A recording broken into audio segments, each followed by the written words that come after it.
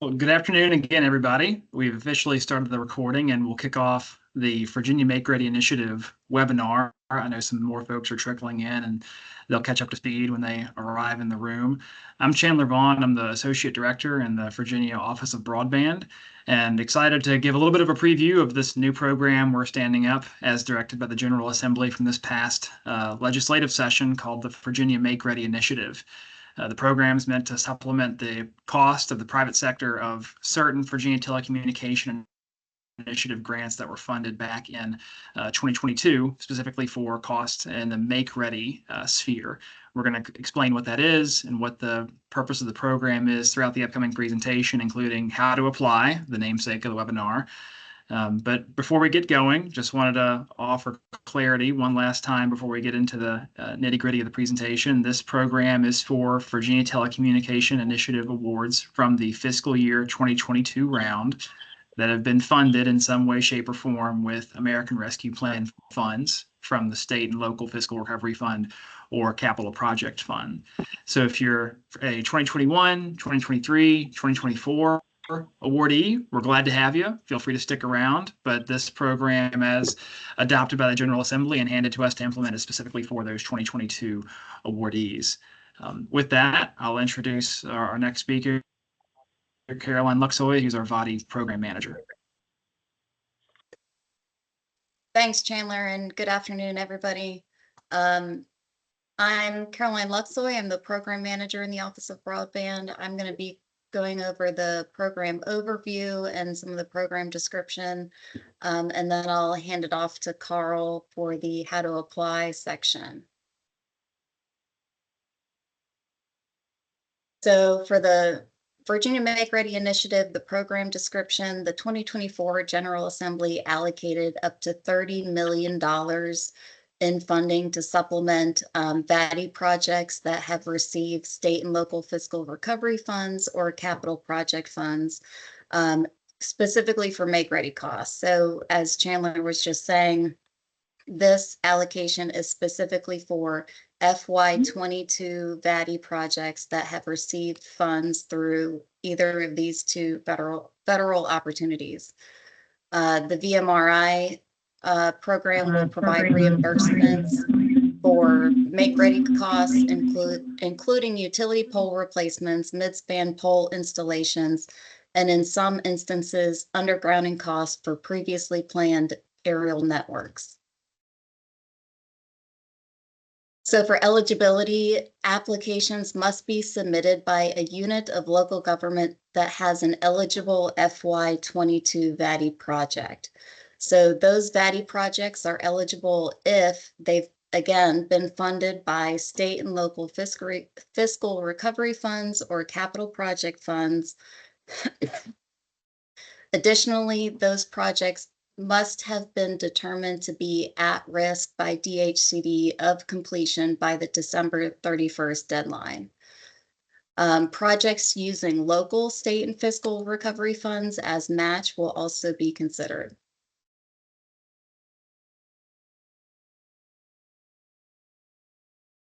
So here's a look at our application deadlines. There will be 5 rounds of funding, each with $7.5 million tied to them.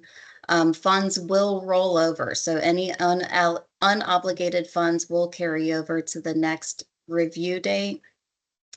And if your application was not awarded in a specific round, it can be resubmitted in the next round.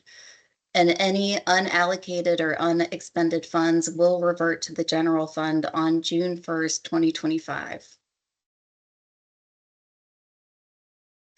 So now starting to look at application requirements. One of the first thing that we'll need is the number, cost, and location of pole replacements or mid-span pole installations.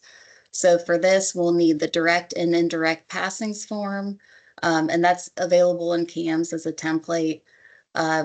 Everybody on this call should be well familiar with CAMS, but Carl is going to go over that a little bit more later.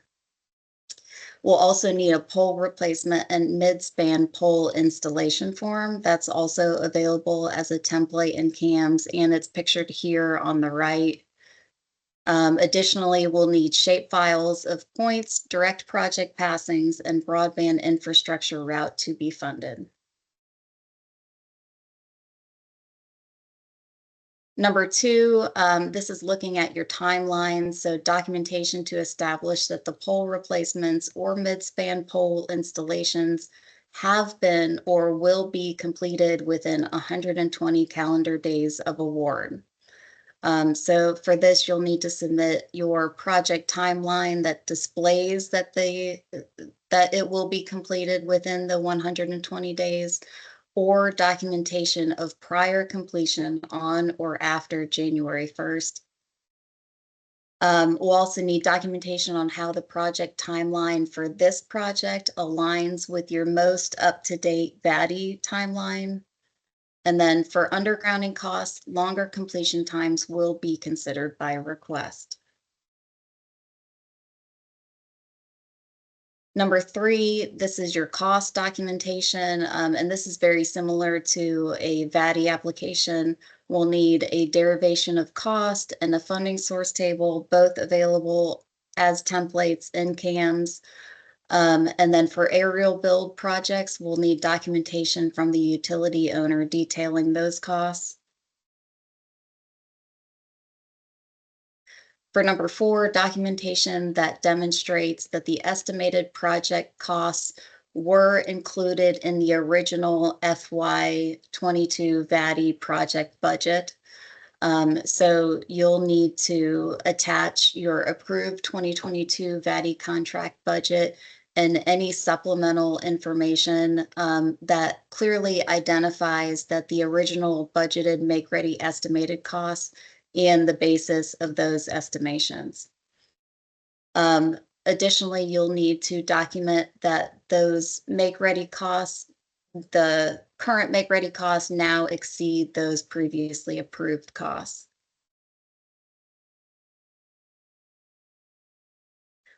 Number five, we'll need a narrative of how the funds will accelerate the project. And with this, we're looking for both scenarios here. So we would like a narrative explaining how the funds will accelerate the project if awarded, and how the project timeline will play out without the funds. So we're looking at both, whether you receive them or not, how it will affect the project.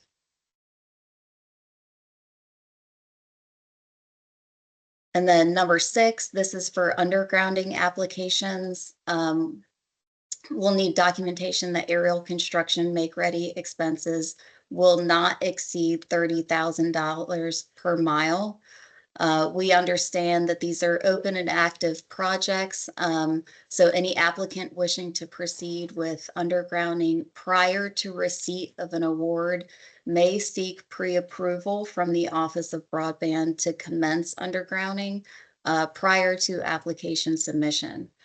If this is, and then you can come in later for already incurred undergrounding costs. If this is something that you're interested in seeking, you must submit a request letter requesting the pre-approval from us, but within that letter, you must acknowledge the risk of not being awarded. So even if you receive pre-approval to go ahead and continue with the undergrounding without the award, that is not, you should not just assume that you will be awarded, because those applications will still be subject to the same selection criteria as other applications. If applicable, documentation that demonstrates the potential increase in route mileage by utilizing the public right-of-ways. And then documentation that the underground timeline aligns with the currently approved VATI timeline. If it does not, you must submit a more up-to-date VATI timeline as well. And then some supplemental application conditions. No more than $30,000 per mile in reimbursements can be applied for, and any application requesting more will be disregarded entirely. Also, no more than 10% of the original VATI award may be requested or awarded. No less than 25% in matching funds, and that's either local or private funds, will be contributed to the application, but this can include in-kind resources. And then a profit fee or other incremental charge above actual cost is not an allowable expense under VMRI. Okay, with that, I'm going to go ahead and hand it over to Carl. Thank you, Caroline. As a lot of you know me, for those that don't, I am one of the telecommunications and broadband project manager with DHCD, Office of Broadband. With that, we'll start with how to apply or how to get the application. So a lot of you all are familiar with this because of the VATI application process, but to access CAMS, you can access the portal from our website. The same rules apply. If you need assistance, if, you can use the CAMS user guide. Encourage everyone to create an application early. And like Caroline said, only those who are in, only local governments must submit all documents, same as in CAMS, same as in other applications that you might have. We recommend Google Chrome. That is the recommended browser for using CAMS. And when you're in CAMS doing these applications, we strongly advise people to save often by clicking Save This tab.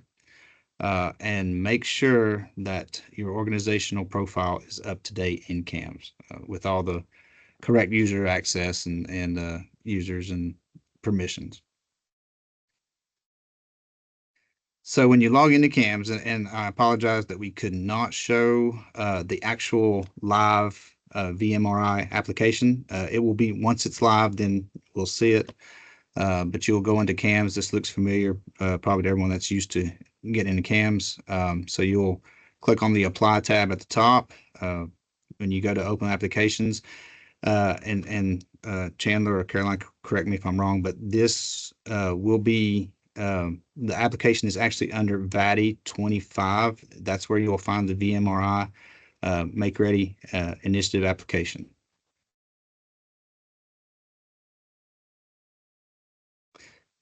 So same thing as with applying for VATI.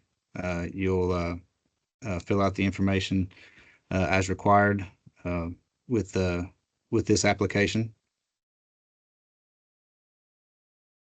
Make sure you put in the correct, I'm sorry, Caroline, one more. Let me go back one more. Make sure at the bottom, definitely make sure if you're a town, city, county applicant, make sure you fill in those points as well. That kind of helps tie the CAMS permissions to whoever's doing the application. So shape files.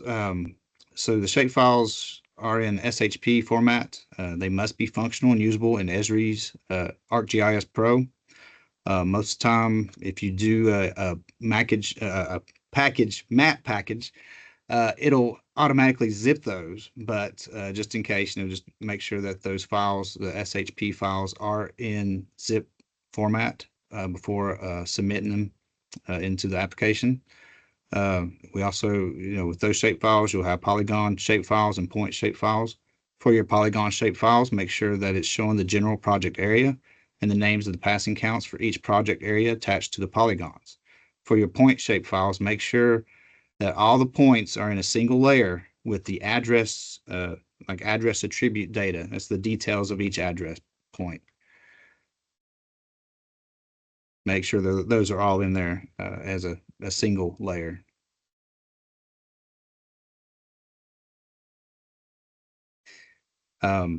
So best practices for CAMS, and I'm sure a lot of you all are doing this, but just it bears repeating. Ensure that you are set up properly in CAMS. Again, start the application early. Answer the questions entirely. And it's also a good practice to create an application in Word doc and just paste them into CAMS. CAMS has a timeout feature that sometimes times out the most inconvenient time, especially when you're doing long narratives. So make sure that if you have something that, like your narratives, do them in Word document, copy and paste them into CAM's application. Of course, as always, if you require any technical assistance, anybody, reach out to us. We'll be more than happy to help any way we can. It also helps to have someone not familiar with the application to review it, thinking kind of outside the box, let somebody look at it, make sure everything looks good, ask those questions that you might not be, somebody outside an organization or outside of a project may ask a question, make you to help clarify statements. So, and also make sure that, there might be several hands into CAMs. Make sure that once the details are all in, that the person who has the right to submit does submit that.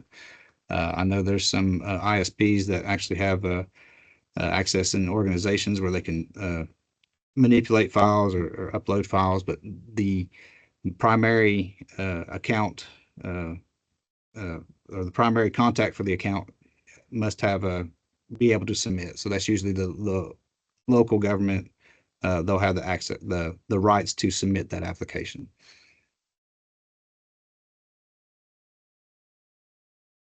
So there's some questions that's in the applications, which we'll get to in a little bit. So applications, they will be competitively scored, and they're prioritizing eligible applications based on the following criteria.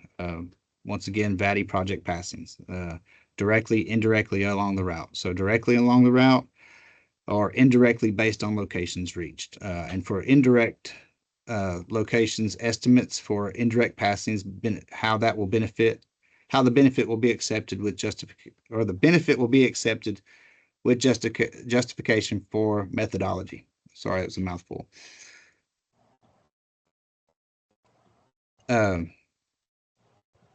Back one more. Selection process also is based on matching funds. Those will be considered in the application selection, acceleration of the VATI project completion with the narrative of project acceleration utilizing the VMRI funds, the cost effectiveness, and the project need. All those need to be highlighted in the application. So the review process, Office of Broadband review applications received under VMRI. Applicants will have 10 calendar days to respond to requests for additional information. If we need additional information, reach out to you. You have 10 days to respond. The Office of Broadband will recommend awards to the Governor's Office, and the Office of Broadband is available, again, for technical assistance to applicants that are not awarded. And of course, unsuccessful applicants may be resubmitted at a later application review date. So if you don't get accepted for the application window for a month, resubmit that for the next. The application questions that's in there, and you'll see them when you're filling out this application.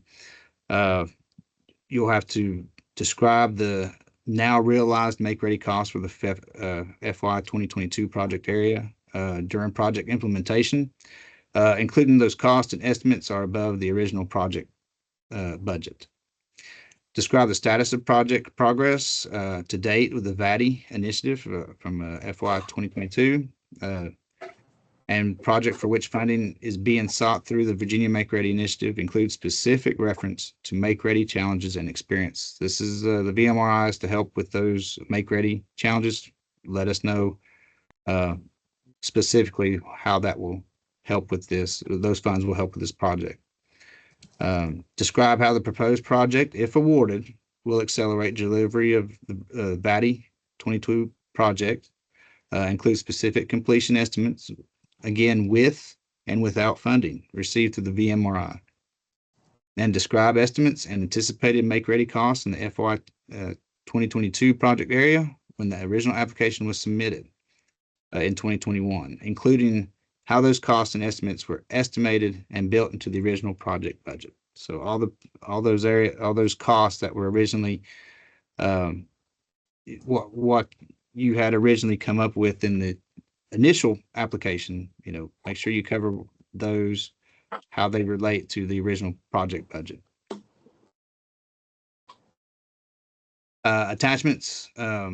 So these are the attachments that you'll need for the application. One thing I do want to stress is to make sure that you label the attachments appropriately.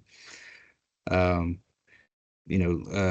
way it's kind of easier for us to look through if we're looking for a specific attachment. That way we have the attachment. We find the attachment that we need instead of having to go dig through hundreds of pages of PDF files. So the FOIA, Freedom of Information Act, for private businesses, entities submitting proprietary information to the VMRI program, you must request protection of Freedom of Information Act request. And I know some of you are familiar with that, but such entities shall submit the request for DHCD to apply for FOIA exemption in writing. Submit those to the VADI inbox. It's VADI@dhcd.virginia.gov. And if you do submit something that needs to be FOIA protected, do not upload FOIA protected material into CAMS. We cannot guarantee FOIA protection once they're uploaded into CAMS, but make sure you get that request approved first before sending it to us. But yes, do send FOIA protected material through the VADI inbox. Again, these are some key dates with the application windows. September 12th is the first application window open, October 10th, November 14th, December 5th. And as Caroline said, each funding round will carry over, and then the remaining funds will be back to the general funds if not spent by, and I can't remember the date, but just make sure you get, to get those dates or keep those dates in mind. You can also contact us for assistance with the VADI inbox, same as with the FOIA protection. If you need any technical assistance, if you want to reach out through VADI, the VADI inbox, someone will be with you to help us with assistance.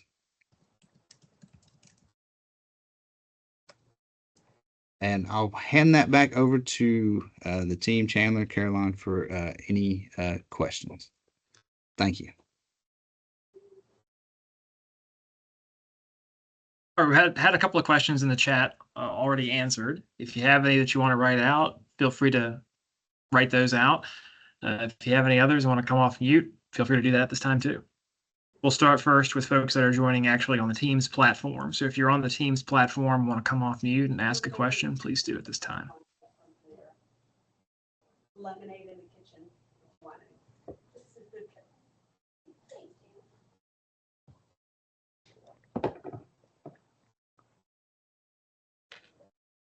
Kevin, I see you're off mute. I want to make sure that you're not intending to ask a question. We may not be able to hear you. All right, let's open it up to folks on the phone. Anybody on the phone, not on the Teams platform, that wants to ask any questions?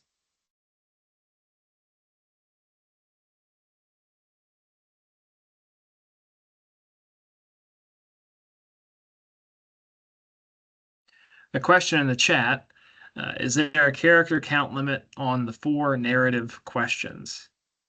Caroline or Carl, would you know the answer to that in CAMS?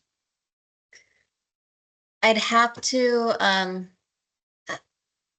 get back to you on that, Tom. I know that there typically is for VADI, so considering this is a sub-program to VADI, I would imagine that CAMS is gonna enforce the character count here as well. But just like with VADI applications, if you need to provide more information, you can do so as an attachment.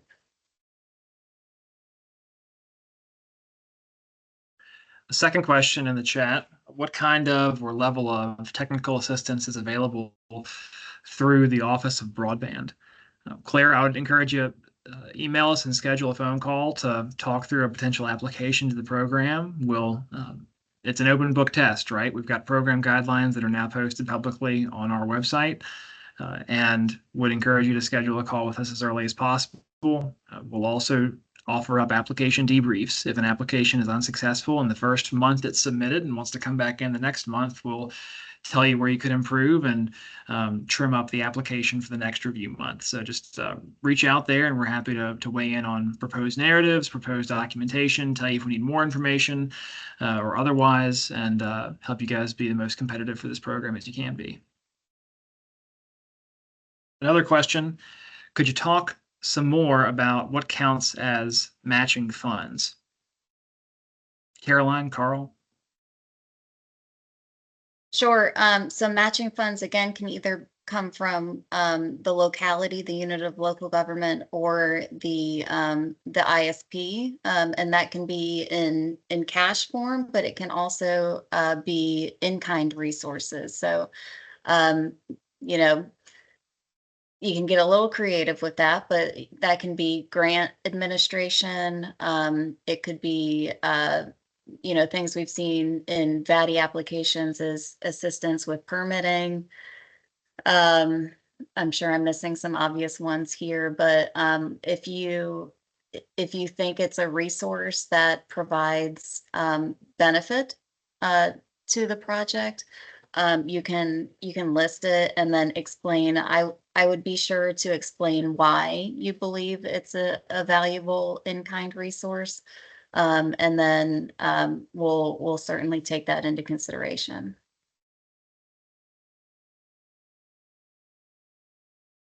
A good opportunity for a technical assistance call too ahead of time. So please reach out there if you're on the fence about what counts or what might not for in-kind match.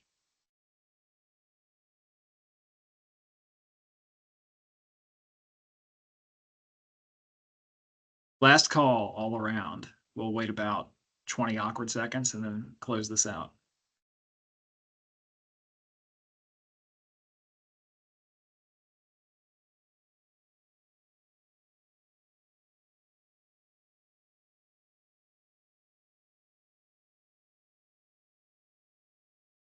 Another question from the chat. Can we upload a single shapefile with multiple strand parts / routes easily filtered, or does each application need an individual shapefile? Tom, let's, I think, get on a call as a group and talk that through. I think it would have to come down to whether or not we can easily sparse that out internally and tell what is corresponding with multiple applications.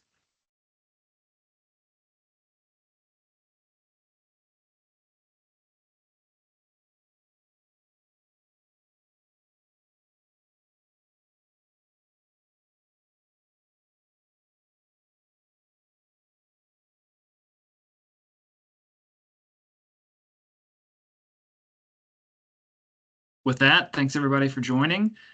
Again, please reach out through the VADI inbox, which we're putting in the chat now, the email address of. Feel free to reach out with any questions you have about the program. Somebody please correct that in the chat. I've incorrectly spelled that hyperlink dhcd.virginia.gov. Reach out to that correct email address if you need it, and look forward to working with you all up until September 12th and then afterwards with that first application deadline being now 30 days out. Talk soon. Thank you, guys. Y'all did great. Thank you all.